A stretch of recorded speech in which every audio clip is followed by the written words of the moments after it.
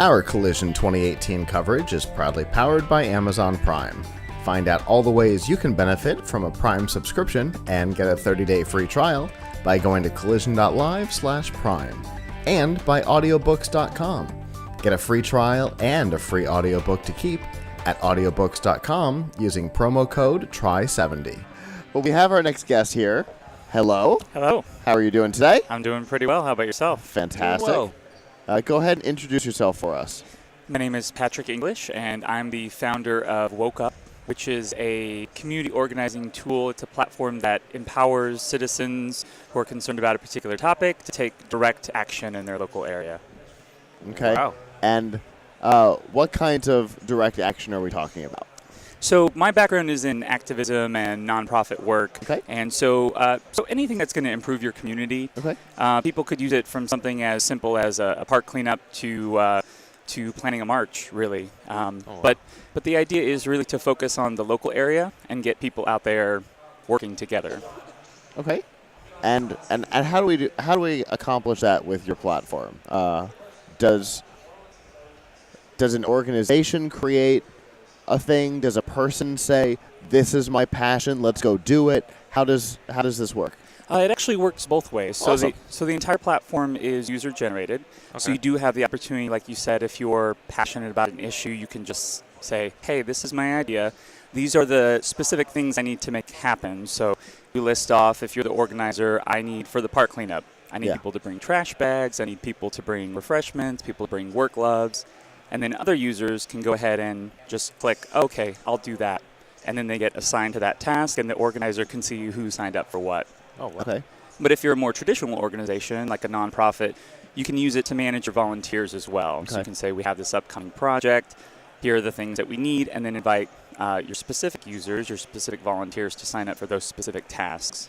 Okay. So you can, if you're an organization, you can get to know your regulars.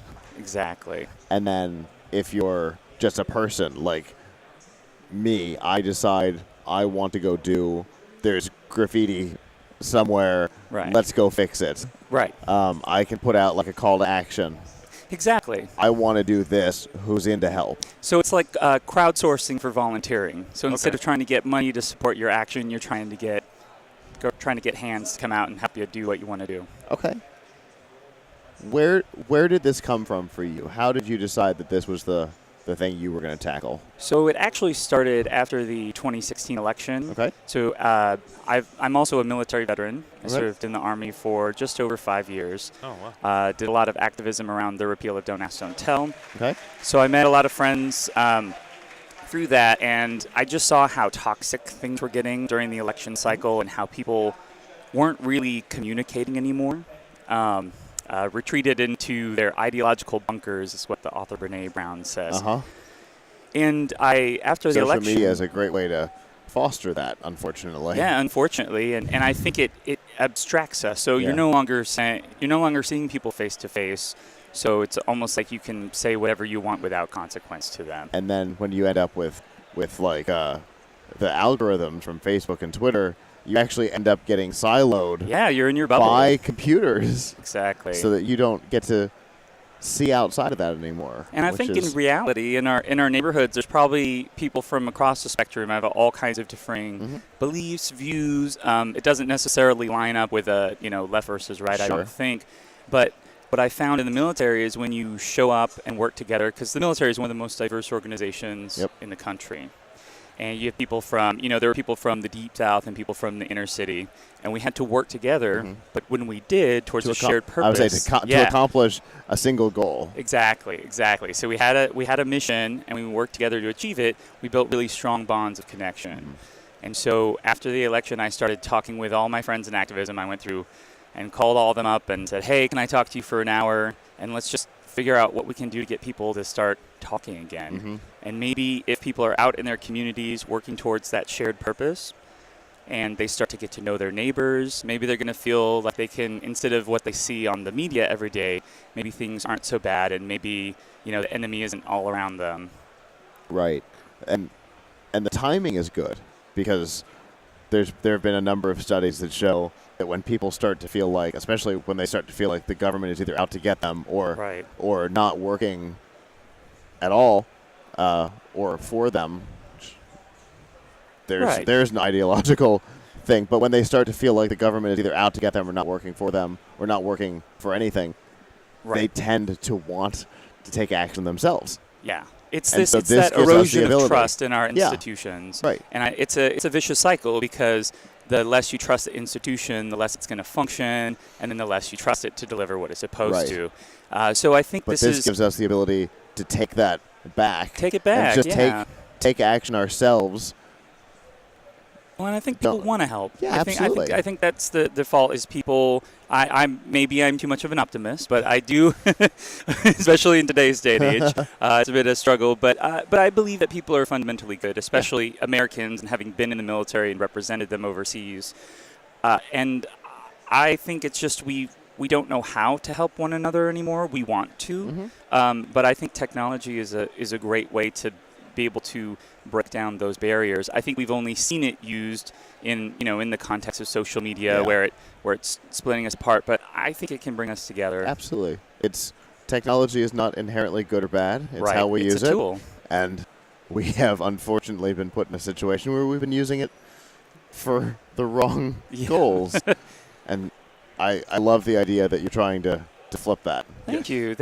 Yes, and I agree. I think it's a tool, and I really think that a lot of the technology, a lot of stuff we're seeing is very much in its infancy, being in this new information age. And so we're going to see a lot of changes, and we're going to see kind of how things can be used in any context when a new tool is created, whether it's a knife or atomic energy. We have to have a discussion around what's it going to be used for, how is it going to be used. It has to be put into a context. Exactly, and I think we're starting to see kind of both sides of how this type of technology with social media can be used.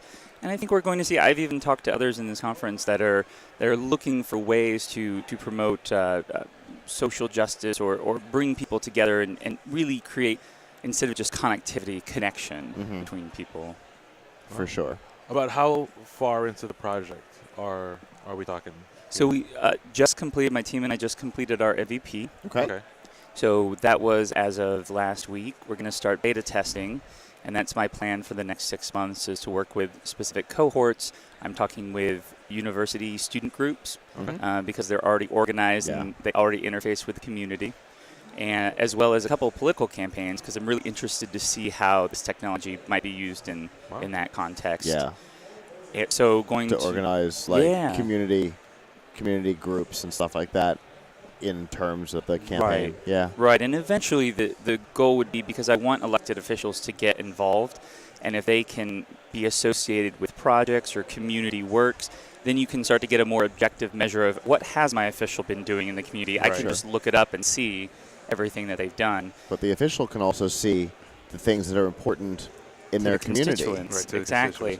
And I've spoken with some government officials that say, look, sometimes we need information on policy, and we don't know who the community leaders are or who to contact. So it would be very helpful for them to be able to reach out and just see very quickly who's taking the lead on what in the community. Yeah, for sure.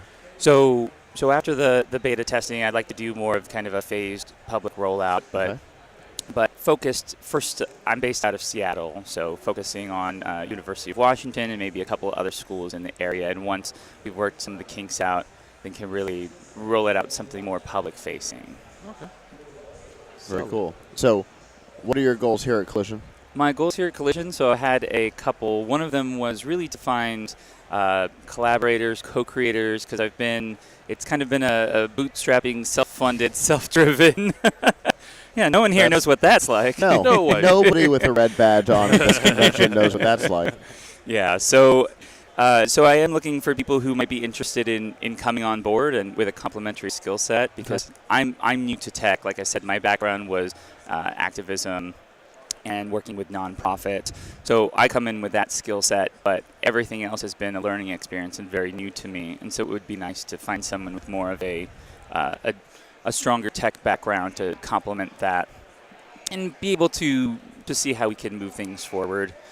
So collaborator, and then I also just wanted to see what other people are up to in the field. Sure. Social good is an industry or area that I don't think has been explored much. Yeah. So not until very recently. exactly. It's actually been a big topic for our show this year. Oh, really? Okay. On purpose. Yeah. I curated the content such that it was a larger percentage. Right.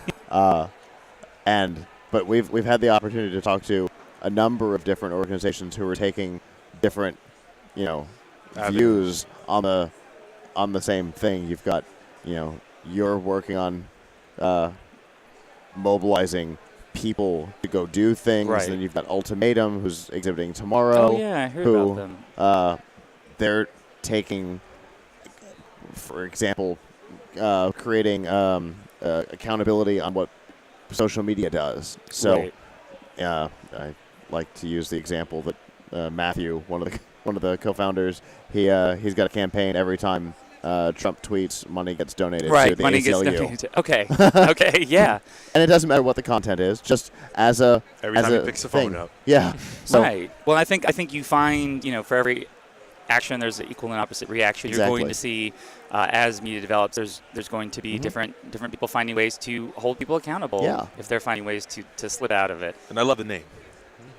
WokeUp. Yeah. WokeUp. My friends and I, we were brainstorming over last summer, and we talked about it's kind of for people who are already woke, people who already know what's going on and are out there doing the work. So it's just to give them the tools to be able to get their visions realized. Also, one of the things I was going to say with all the folks working in social good is I think you'll see a lot of collaboration. I've talked with a lot of other folks, and I think we're looking for ways that we can collaborate with each other. And the more data that we get on effective activism or what types of social good have been working, the more we're going to be able to share that with others in the industry. So I think you're going to see that there's a lot of working together, a lot of collaboration in that field. which I think is great. Yeah, yeah. Well, nobody's coming to save us, so. And we shouldn't expect. We shouldn't. And that's the thing. We can't expect somebody else to try and come save us. Right. It is our responsibility to do. It's true. So the more tools we have to make that possible, The better. the better. Exactly. If people want more information about your platform or to follow your journey, how can they do that? Yes, I would encourage them to visit WokeUp.us, and there you can sign up. I'm going to send out. I am again working on the beta release, but folks can sign up. So when it's rolled out publicly in their area, they'll be notified. Fantastic. I like it. Well, we appreciate you coming and talking to us today. Thank you, guys. Yes, it was a pleasure. And hopefully Collision will be a success for you. Yes. Thank you very much. Absolutely. Have a good one. You too.